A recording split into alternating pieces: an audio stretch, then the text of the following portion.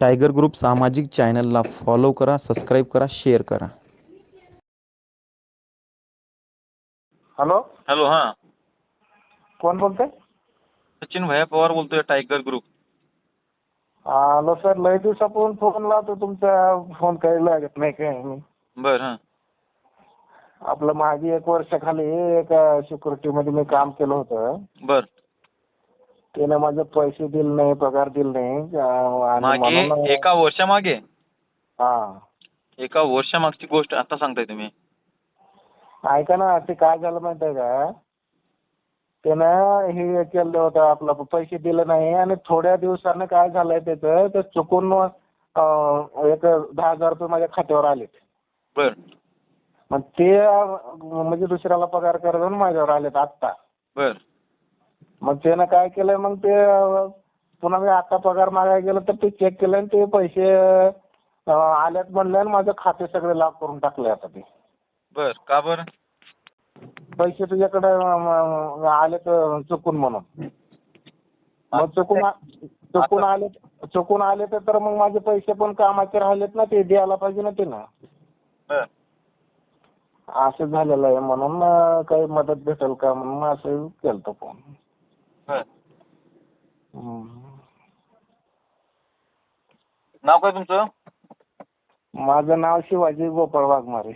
शिवाजी गोपाळ वाघमारे. शिवाजी गोपाळ वाघमारे. हा. शिवाजी गोपाळ वाघमारे का? हा. बर.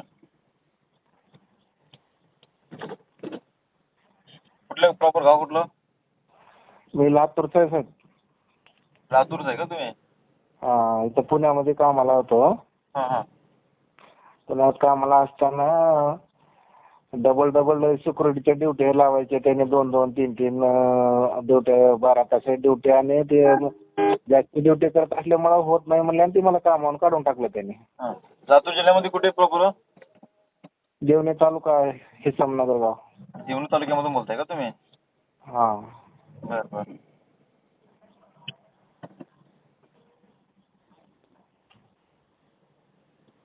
बर बर. मग आता तुम्ही ज्या वेळेस काम सोडलं, का तुम्ही तुमच्या मनानं सोडलं का त्यांचं काहीतरी तुम्हाला त्रास त्याने काढलं होतं कामावून आपल्याला. हां? त्याने कामावून काढलं होतं, म्हणजे आता 48 तास जर ड्युटी करू लागला, 12 तास ड्युटी, डबल 24 तास झाले, 36 तास झाले, मग आपल्याला जास्ती ड्युटी होत नाही म्हणून ड्युटीला मी नाही आलो. बर बर. मग ते म्हणलं उद्यापासून येऊ नको कामाला. हां हां. मग येऊ नको म्हणलं तर मी गेलो नाही, आणि परत 2-4 वेळेस त्याच्याकडे जाऊन आलो ऑफिसला, माझे राहिलेले पैसे द्या साहेब, हिसाब द्या म्हणलं तर देतो असं म्हणत, असं हे केलं. मी दुसरीकडे कामाला लागलो परत. पैसे यायला काही मागितलं नाही, काही नाही. आणि पुन्हा दुसऱ्या एका दिवाळीच्या पिरियडमध्ये काय झालं, चुकून त्याचे 10,000 रुपये काय तर वरील पैसे ते चुकून दुसऱ्याचे पगार करायला जाऊन माझ्या खात्यावर आले. बर. मग माझ्या खात्यावर आल्याच्या नंतर मग त्याला पण माहिती झालं नाही ते. मग मला पण नक्की नेमकं कोणाच्या आल्यात हे माहिती झालं. मग परत एका दिवशी मला वेळ भेटल्यानंतर माझे पैसे राहिले साहेब आणि माझा हिसाब द्या म्हणून गेलो मी एका दिवशी. बर. मग त्याला पुन्हा चेक करून बघितल्यानंतर अरे तुला पैसे माझे डबल गेलेत असं म्हणते. मग डबल गेल्यात तर माझे कामाचे किती राहिलेत त्याचा हिसाब करा, आणि त्याच्यात जास्त आले तर ते वजा करून हिसाब बरोबर द्या म्हणलं. तर त्याने काय केलं, माझे एका खात्यावर पैसे जे आले होते त्याचे ते खातं सोडलंय ना माझ्या फॅमिलीचं, आणि माझं दुसरंच खातं लॉक करून टाकलंय, ते होल्ड करून टाकलंय खातं कंप्लीट करून. कोणी? त्या कॉन्ट्रॅक्टरने. माझे दुसरे पण पैसे निघत नाहीत आणि त्याचे पण पैसे हे होत नाहीत असं आहे. मग ते काय करावं म्हणून त्याच्यासाठी मी कुठं कंप्लेंट करावी, काय करावं, काय लेबर ऑफिसला जाऊ, काय करावं म्हणून ते तुम्हाला व्हिडिओ बघितला तुमच्या ह्याच्यात, तुम्हाला तर बघावं फोन करून, बरेच दिवस झाले तुम्हाला फोन लावत होतो. त्यांचं काय म्हणणं आहे की तुम्हाला पेमेंट टाकले म्हणून सांगतात का? हा. त्यांचं काय म्हणणं आहे की तुम्हाला पेमेंट टाकले म्हणून सांगतात का? हा, चुकून पैसे आलेत म्हणते ते. बर. पण आले तर माझे पण पैसे कामाचे राहिलेत ना म्हणते मी तुमच्याकडे. ते माझे किती पैसे कामाचे राहिलेत त्याचा हिसाब करा, पुन्हा तुमचे किती आले त्याचा हिसाब करून, माझे जास्त निघतात का तुमचे जास्त निघतात हिसाब करून हे करा. माझं खाते कशाला लॉक करून टाकलंय तुम्ही असं म्हणतोय मी. बर. बँक खातं माझ्या खात्यावर पैसे आले तर माझ्या फॅमिलीचं पण लॉक केले, माझं पण लॉक केले. सगळ्याच्या खाते लॉक काय करायचे? ज्याच्या खात्यावर पैसे आलेत त्याचं एक करून टाका ना तुम्ही. सगळ्याचे कशाला करायचं लॉक? अबे कडू जाने का जल्दी क्या रस्त्यावर बैठा ऐसे क्यों बैठे थे? हॅलो. हॅलो. हा. तेच म्हणलं माझ्या दोघांचे पण खाते होल्ड करून टाकले. पैसे माझे पण निघत नाहीत ना काही निघत नाहीत, असं लॉक केलं त्याने. हा. माझे पैसे खात्यावरले निघत नाहीत म्हणलं. बँकेत गेले की तुमचं सायबर ह्याला कंप्लेंट केली आहे म्हणलं आणि खातं लॉक केलं तुमचं म्हणते. तुमचं खातं लॉक केले म्हणून सांगतात का? हा कोण सायबर सांगते असं कोण सांगते ते? बँकेमध्ये गेल्याच्या नंतर सांगते, बँक सांगते. हा हा. मग कोण लॉक केलंय काय नाही म्हणलं तर तुम्ही सायबर मध्ये जावा, त्यानं समजतंय तिथं असं म्हणतंय. बर.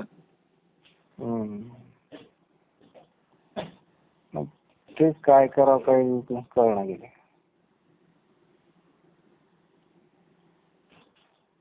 तुम्ही समोरच्या माणसाला जे पेमेंटसाठी फोन केला होता नाही?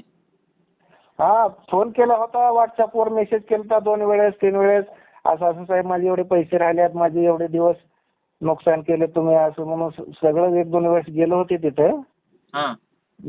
व्हॉट्सअपला त्याला मेसेज पण केला होता. बर बर देतो म्हणतच त्याने ते लांबण्यावर घातलं ते. बर बर. हा. असं आहे. आणि पुन्हा मग मला पुन्हा काही वेळ भेटला नाही, मध्ये गॅप पडला जरा. पुन्हा एक दिवस गेल्याच्या नंतर पुन्हा ते चेक करून बघितलं तर ते तसं म्हणते. हा. बर. आता तुम्हाला काय मदत पाहिजे माझ्याकडून ते सांगा. मदत काय नाही, माझे तिथे त्यांनी जे कामाचे पैसे जे माझे राहिलेले आहेत का नाही, हा हा. माझे पैसे किती राहिलेत काय नाही त्याचं ते टोटल हिसाब करायचा त्याने. बर. आणि त्याचे पैसे किती आलेत आपल्याला ते बघून त्याचं हे करून टाकायचं. मग आपले आमचं खाते जे लॉक केलेले आहेत ते मोकळे करून द्यायचे असं म्हणतो.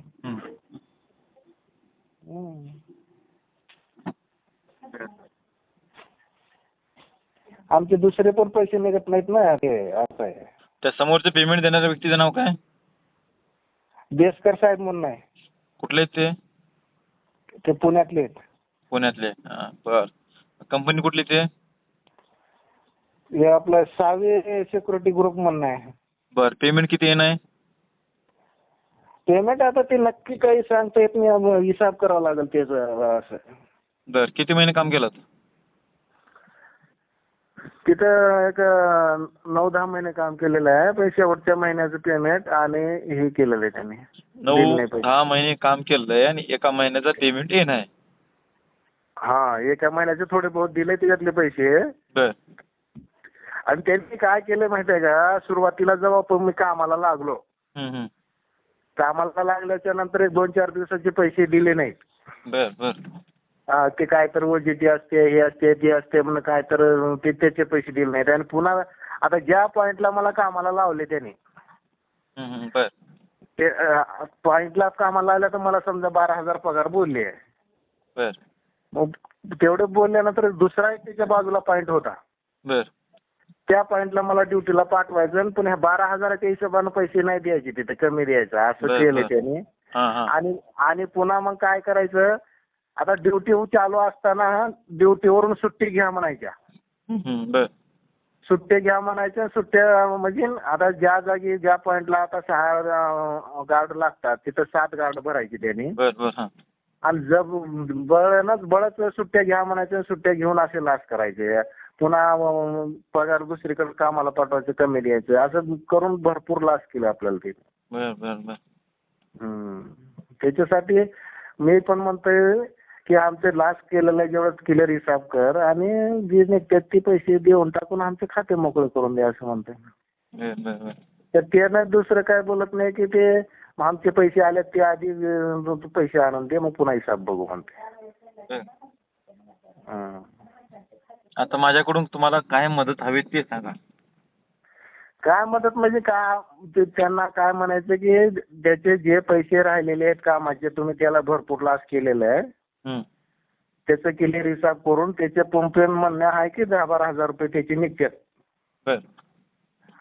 त्याचा हिसाब करून तुमचे काय झालं ते जर माझ्याकडे काय 1000-2000 निघाले तर मी त्यांना देईन आणि त्याच्याकडे निघाले तर मला त्याने द्यावं असं काय हिसाब क्लिअर करून आमचे खाते मोकळे करून द्यावे असं म्हणायचं. मग त्यांचं म्हणणं काय? त्यांचं म्हणणं काय ते आधी आमचे पैसे तुमच्या खात्यावर आले ते पैसे आणून द्या म्हणते. मग चेक करा ना तुम्ही एकदा. हं. तुम्ही चेक केलं का तुमच्या अकाउंटवर आले का नाही? हा चेक केलं ना अकाउंटवर आलेत पैसे पण त्याचेच आहेत का नेमकं कोणाचे आहेत अजून ही काय माहिती आहे. पूर्ण चेक करा, पूर्ण डिटेल्स काढा, माहिती डिटेल्स काढून मग तुम्ही त्यांना समोर जाऊन बोलू शकता ना. तुमच्या अकाउंटवर किती आलेत म्हणजे त्यांनी?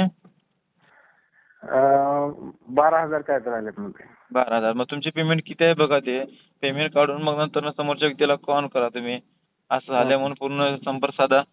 मग मदत नाही झाली तर सांगा मी मदत करतो तुम्हाला. ठीक